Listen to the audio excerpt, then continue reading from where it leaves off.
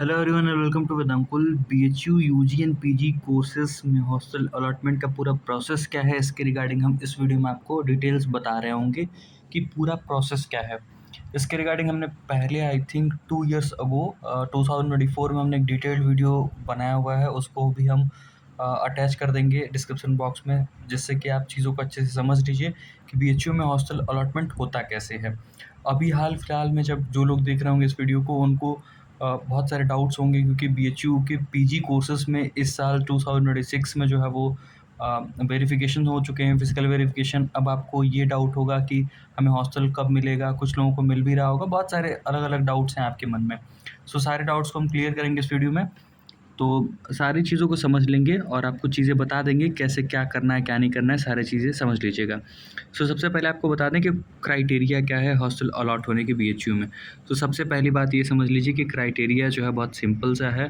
Criteria क्या है कि आपको 80% जो आपका मार्क्स होता है, 80% जो आप सीयूईटी में स्कोर किए हुए हैं, सेम यही प्रोसेस यूजी के लिए भी है और सेम यही प्रोसेस पीजी के लिए भी है।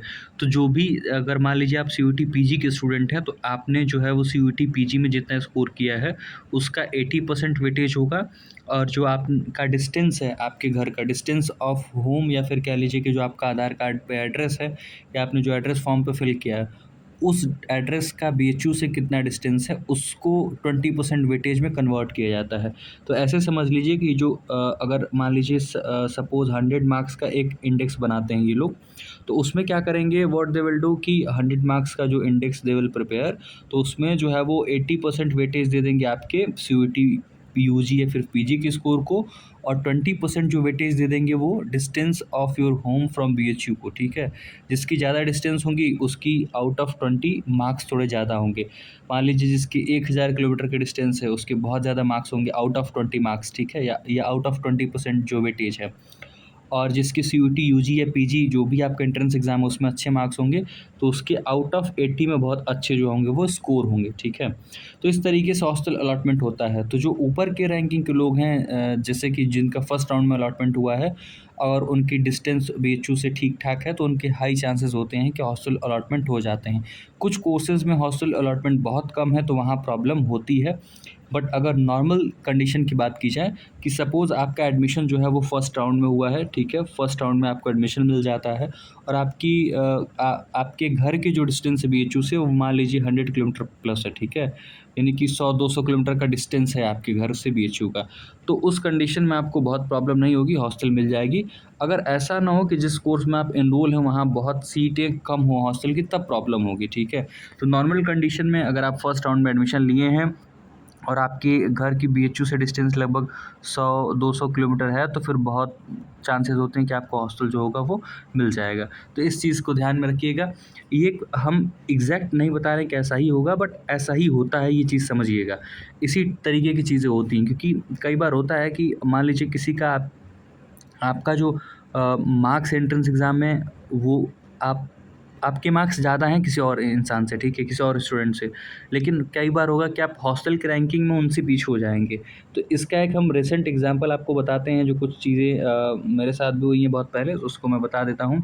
सपोज़ करिए आप बीएचयू एलएलबी में आप एडमिशन लेते हैं, ठीक है, और बीएचयू एलएलबी में जब आप एडमिशन ले रहे हैं और आपके एंट्रेंस एग्ज़ाम में मार्क्स है 240 मार्क्स, ठीक है, 240 मार्क्स हैं, और आपके घर की डिस्टेंस बीएचयू से कुल जो है वो 120 से 130 किलोमीटर है। ठीक है, और कोई स्टूडेंट है जो बीएचयू एलएलबी में 235 स्कोर करता है, और उसके घर की डिस्टेंस बीएचयू से ऑलमोस्ट जो है वो 160 या फिर 200 है। ठीक है, कितनी है, या तो 160 किलोमीटर से या फिर 200 किलोमीटर से।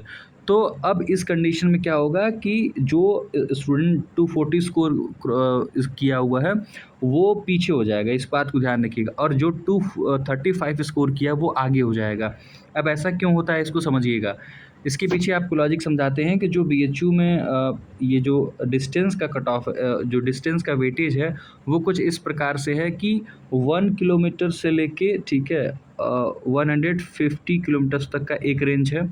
लेकिन देखिए 1 किलोमीटर पे तो मिलता ही नहीं, बीएचयू में एक लिमिट है 8 से 10 किलोमीटर की।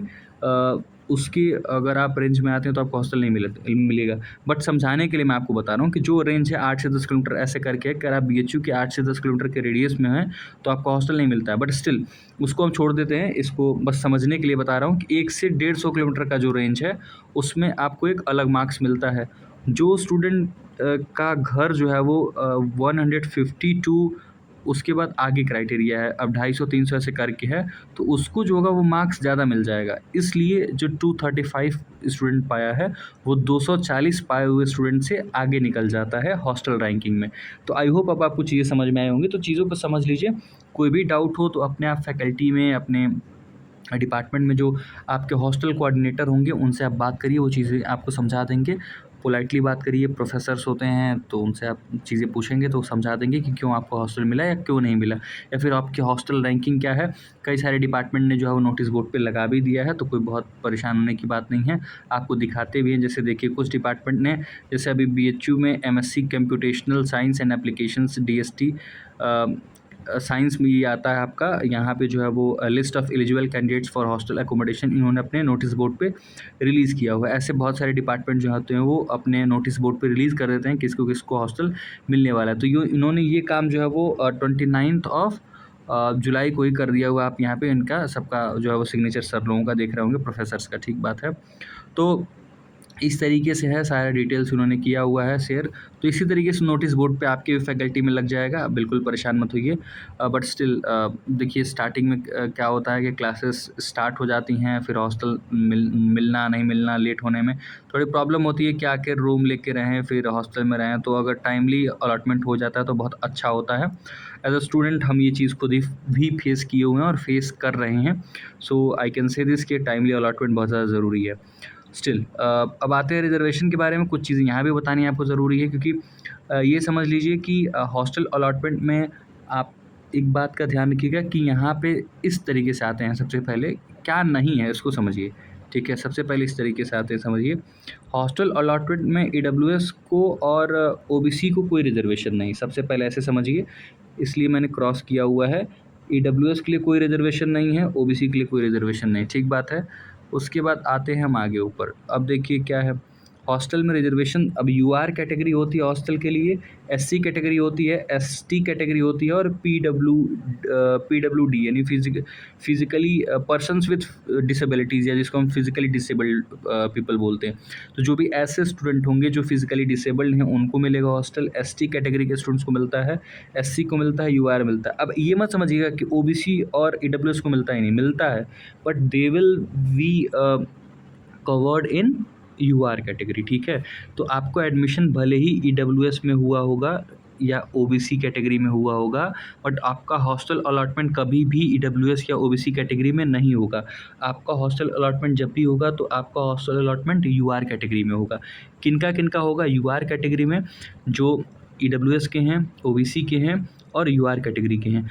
ऐसा भी हो सकता है कि अगर आप एससी कैटेगरी के स्टूडेंट हैं और आपके मार्क्स बहुत ज़्यादा हैं, आप यूआर कैटेगरी को क्वालिफाई करते हैं, तो आपको जो होगा वो यूआर कैटेगरी में आपको जो है वो हॉस्टल अलॉटमेंट होगा। ऐसा ही एसटी कैटेगरी के साथ भी है, तो इस चीज़ को आप समझ गए होंगे।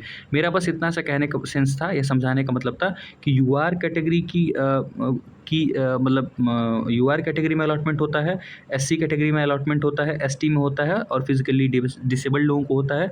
लेकिन ईडब्ल्यूएस और ओबीसी का जो रिजर्वेशन है वो हॉस्टल में नहीं मिलता है। बस ये समझाने का मेरा मतलब था। आई होप आप समझ गए होंगे, यही मेरा पर्पस था। तो मैंने पूरी प्रोसेस आपको समझा दी है, बीएचयू में हॉस्टल अलॉटमेंट कैसे होता है, क्या कुछ क्राइटेरिया है, आपको चीज़ें मैक्सिमम समझ में आ गई होंगी। और मैंने बता दिया है वेटेज की कैसे आपके हॉस्टल की रैंकिंग बनती है, कैसे प्रिपेयर की जाती है, रिजर्वेशन क्या है इसके बारे में भी मैंने बता दिया है। और अब एक इम्पॉर्टेंट बात है, अभी हाल फिलहाल में समझ लेते हैं कि बहुत बड़ा क्वेश्चन मार्क बन के आ रहा है आप सबके मन में कि हॉस्टल अलॉटमेंट होगा कब। तो अभी जो पीजी के स्टूडेंट्स हैं उनके मन में बहुत ज़्यादा डाउट्स हैं कि हॉस्टल अलॉटमेंट कब होगा। तो देखिए अब जिनके भी फिजिकल वेरिफिकेशन हो चुके हैं, क्लासेस भी स्टार्ट हो चुकी हैं, तो हॉस्टल अलॉटमेंट जल्द ही आपका हो जाएगा, विद इन अ वीक धीरे धीरे अलॉटमेंट होना स्टार्ट हो रहा है। सो वी शुड होप कि नेक्स्ट वीक में हॉस्टल अलॉटमेंट स्टार्ट हो जाएगा और अलॉट हो भी जाएगा बहुत सारे लोगों का। ऐसा ही यूजी स्टूडेंट्स के साथ भी होगा, जब भी वो यूजी स्टूडेंट्स अपना फिजिकल वेरिफिकेशन करा लेंगे उसके विद इन अ वीक जो होता है वो आपका hostel allotment process normally start हो जाता है, अगर कुछ बहुत डाटा की प्रॉब्लम नहीं हुई या फिर बहुत कुछ एक्सेप्शनल नहीं हुआ। सो आप एक्सपेक्ट कर सकते हैं कि आपकी फिजिकल वेरिफिकेशन के विदिन 7 टू 10 डेज़ जो होगा वो आपका हॉस्टल अलॉटमेंट हो जाता है। तो कुछ डिपार्टमेंट्स इसमें बहुत एक्टिव रहते हैं, कुछ डिपार्टमेंट थोड़े स्लो रहते हैं क्योंकि डेटा के वजह से और भी कुछ वजहें होती हैं। बट स्टिल आप एक्सपेक्ट कर सकते हैं कि विदिन अ वीक, ठीक है, within a week of physical verification आपको हॉस्टल अलॉटमेंट हो जाएगा। ये कुछ आप अपडेट जो थी आपके लिए थी, और ये इन्फॉर्मेशन आप जो है वो अब आपको मिल गया होगा। तो आई होप अब कोई आपको प्रॉब्लम नहीं होगी।